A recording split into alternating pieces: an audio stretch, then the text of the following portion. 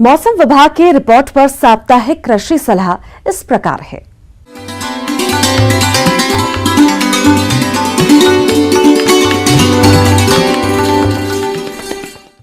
और आइए अब जानते हैं अन्नदाता निशुल्क फोन के माध्यम से पूछे गए समस्याओं का समाधान। अन्नदाता निशुल्क फोन संपर्क सेवा के माध्यम से पूछे गए प्रश्नों में से आज हमने जिस प्रश्न को कार्यक्रम में शामिल किया है उसे पूछा है ग्राम मलौनी, जिला भरतपुर के कृषक दिवाकर शर्मा ने। आप नेट हाउस में सब्जी उगाने की तकनीक के बारे में जानकारी चाहते हैं तो दिवाकर शर्मा जी, आपकी जानकारी के लिए प्रस्तुत है कार्यक्रम का ये अंश।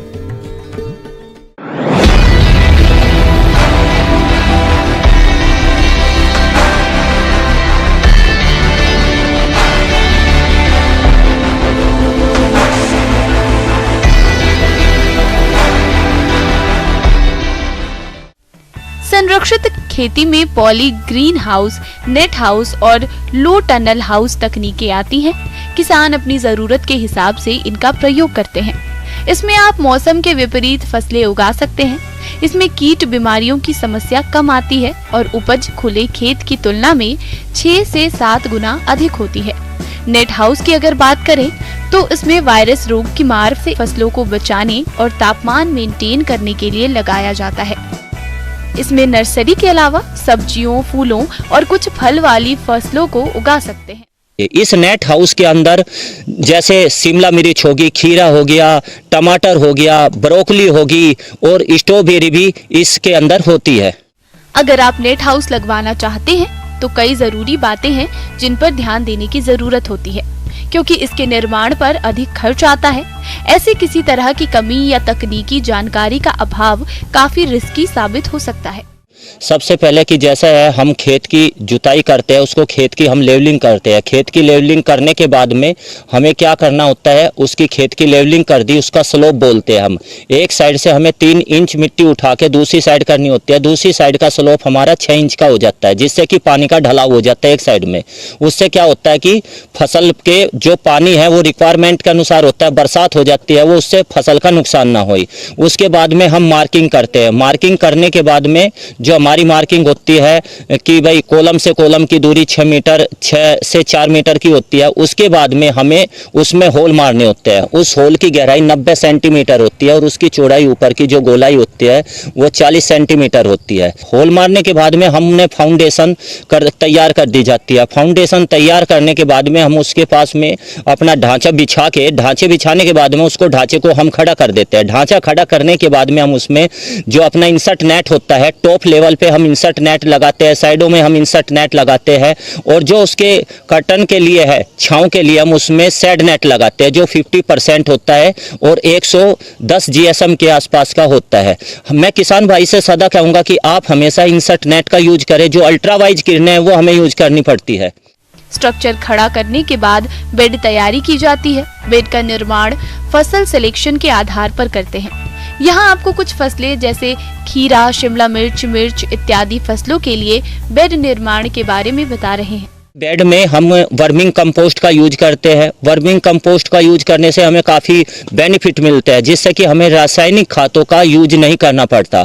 उसके बाद में बेड बनाने की जो दूरी है वो हमारी 90 सेंटीमीटर, जो उसका पात है वो 85 सेंटीमीटर होना चाहिए। अगर कुछ किसान भाई ऐसा करते हैं कि बेड छोटा बना लेते हैं, कि सोचते हैं कि हमने क्या करा, जितने ज़्यादा पौधे होंगे उतनी ही ज़्यादा पैदावार आएगी। ऐसा नहीं है बिल्कुल भी, उससे बल्कि हमारी पैदावार घट जाती है। और जो हमारे बेड की डायरेक्शन है वो उत्तर और दक्षिण की तरफ, हम जैसे हमारे 6 मीटर के कॉलम में हमारे बेड बनने होते हैं और पौधे से पौधे की दूरी 40 सेंटीमीटर होनी चाहिए। उस पे के ऊपर हम ड्रिप बिछाते देते हैं। ड्रिप बिछाने के बाद में हम उसके ऊपर मल्चिंग डाल देते हैं। मल्चिंग डालने के बाद में हम उसमें सीड लगा देते हैं और सीड के बाद में हम अपना जो भी है उसकी देखरेख चालू कर देते हैं। नेट हाउस या पॉली हाउस में सिंचाई के लिए ड्रिप लाइन और स्प्रिंकलर का प्रयोग किया जाता है। कुछ एरिया में गर्मी के मौसम में बोर से पानी आने में बहुत मुश्किलें आती हैं। ऐसे एरिया में पानी स्टोर करने के लिए टैंक का निर्माण किया जा सकता है। जब पानी की समस्या हो उस समय इसका प्रयोग कर सकते हैं। कि जैसा कि आप पीछे देखेंगे उसमें वो टैंक तैयार हुआ है। टैंक पे हमारी क्या होता है कि हेड यूनिट लगा दी जाती है, जिससे कि पानी को हम क्या होता है खेत में हमें अपने जितना पानी भेजना होता है, अगर पीछे से हमारा 100 लीटर पानी आ रहा है और हमें आगे कितना भेजना है 50 लीटर पानी भेजना है, तो हम उस पानी को बाईपास कर देते हैं, आगे उतना ही जाता है। हम इसके अंदर हमें क्या चाहिए होता है, जो पानी की रिक्वायरमेंट है एक पौधे को मिनिमम से मिनिमम एक दिन की रिक्वायरमेंट 1 लीटर पानी की होती है। ये अगर हम सुबह शाम इसको पानी को से इरिगेशन करेगा, वही हमारे लिए अच्छे बेनिफिट की बात होगी। जो हमारा आगे फिल्टर लगता है वो सबसे पहले हमारा गलेवर फिल्टर लगता है, उसके बाद में डिश फिल्टर लगता है, वो पानी को छान के आगे भेज देता है। और क्या होता है कि जो कई तरह की ड्रिप आती है, पीसी आ गई, नॉन पीसी आ गई, मैं किसान भाई से कहूँगा कि हमेशा पीसी ड्रिप लगाए। पीसी ड्रिप का मतलब होता है एक पौधे से लेके लास्ट पौधे तक का भी उतना ही पानी मिलता है, उतना ही खाद मिलता है। अब आ जाओ इसका कि जो शेड नेट है हमारा, जो ये शेड नेट है हम इसको छांव के लिए करते हैं। अगर ज़्यादा धूप आपको दिख रही है पौधे के ऊपर तो इसको कर दो। इसको क्या करना है, हमें सवेरे के टाइम हमें इसको क्या है कि इसके ऊपर छांव कर देनी है और शाम को इसको अपना खोल देना, इकट्ठा कर देना है। किसान भाइयों, आप अगर नेट हाउस में खेती का मन बना रहे हैं तो कम एरिया से इसकी शुरुआत करिए, क्योंकि इस पर अनुदान तो है ही, इसके बावजूद भी किसान पर अधिक खर्च आता है।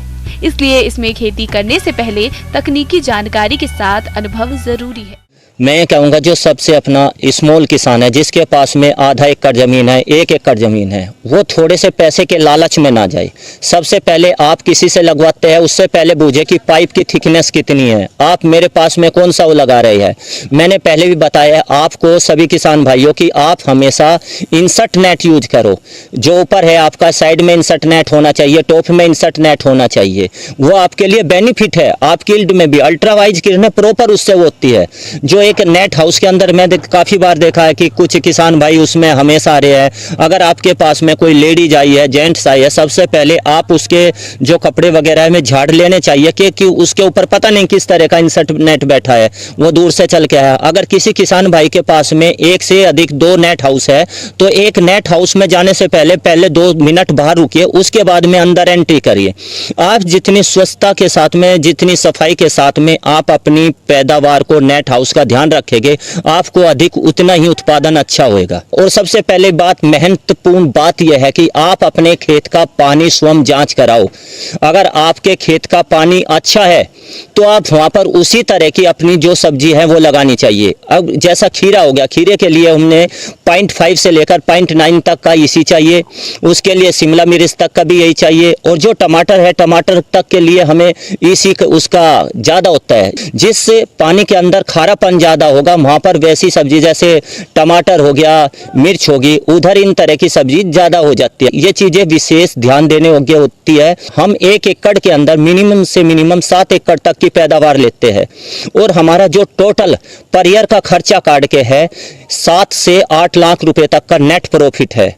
और इसके अंदर जो हमारे किसान भाई है उनको गांव के, अगर एक किसान ने एक नेट हाउस लगाया उसमें गांव के 4 व्यक्तियों को और रोजगार प्राप्त होता है।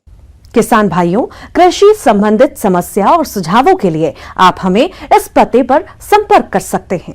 प्रोड्यूसर अन्नदाता news 18 Rajasthan, Ramoji film city, Hyderabad 501512।